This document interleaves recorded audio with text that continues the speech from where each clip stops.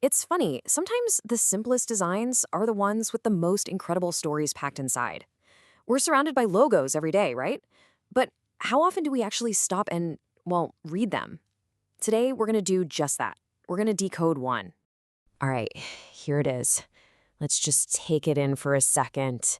At first glance, it's super clean, right? Really minimalist. You've got these strong shapes, bold colors, simple letters. It just feels intentional, modern. It's kind of like a visual puzzle, and we're about to take it apart, piece by piece. So that's the big question, isn't it? What's the story hidden inside? Beyond just looking cool, what is this thing saying? What's the secret message baked into its design? Well, let's find out. Okay, first things first. To get to the bottom of this, we've got to understand its visual language. We're going to break this logo down into its basic parts, its building blocks, and see what each one is trying to tell us on its own. It's kind of like looking at an engine. The best way to figure out how the whole thing works is to look at each individual part. And it's the exact same idea with design. This logo is pretty clearly built from two separate chunks, two distinct blocks. So here's part one. You've got this solid black rectangle with a big, clean, white C inside. It feels really strong, stable, almost like a piece of architecture. This is the anchor for the whole design. It's the foundation everything else is built on. And then there's this, the second piece. It's this pop of vibrant red in a square, and it just immediately grabs you, right? It might be smaller, but wow, it packs a punch. This is the accent piece. It's the exclamation point that your eyes are drawn to. And what's so cool is the contrast between them. When you see them side by side, you can almost feel their different personalities. The black block is all stable, formal, classic.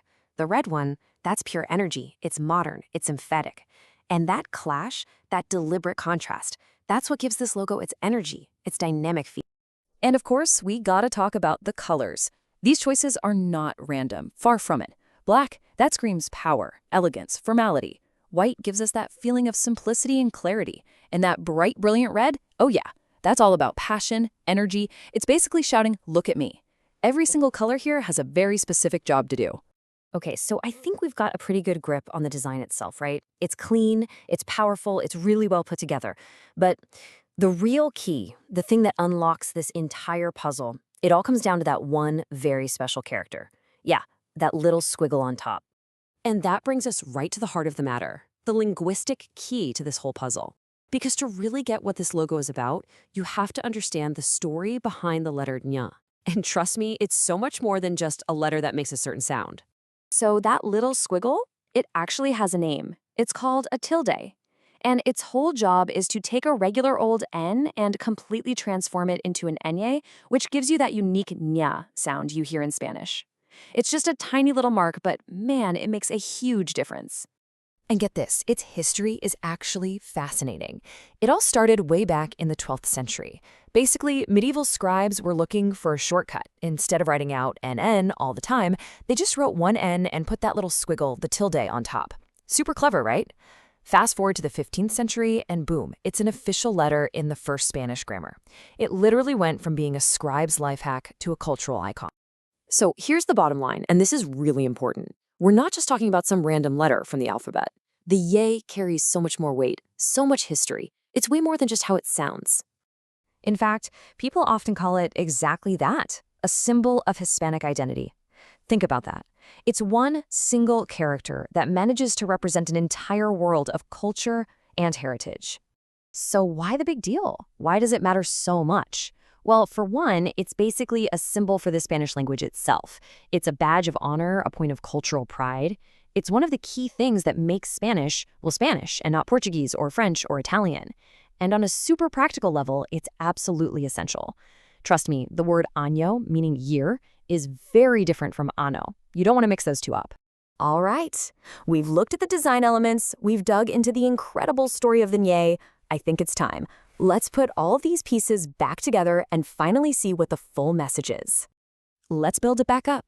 First, we take that strong foundational C. Then we add that energetic, culturally loaded oñ with the period. Put them together, and what do you get?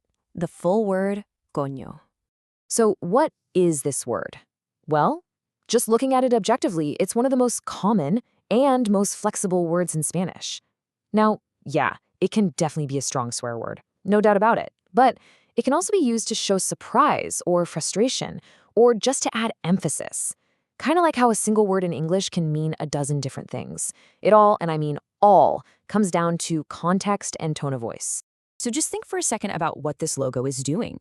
It's taking that bold, powerful modern design we just broke down, that strong black, that energetic red, and it's using it as a frame, as a megaphone, for a word that is just so deeply and unmistakably Spanish. The design doesn't just present the word, it actually makes it hit even harder. And that brings us to the big takeaway. We've taken it all apart, and now we've put it back together. So what's the ultimate message here? What does this symbol really communicate when you see the whole picture? So take another look at it. It's not just a bunch of shapes and colors anymore, is it? Now that we know the backstory, you can see it for what it truly is, a complete, powerful message, all packed into 3 little letters and a dot. When you get right down to it, this isn't just a logo for a word. It's a logo for an entire idea. It's a declaration of identity. It's a celebration of language. And it's a proud expression of culture, all wrapped up in one simple and seriously bold design. And that kind of leaves us with one last thought to chew on.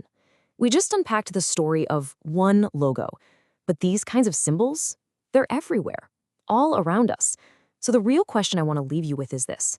What hidden stories are just waiting for you to find them in the symbols you walk past every single day?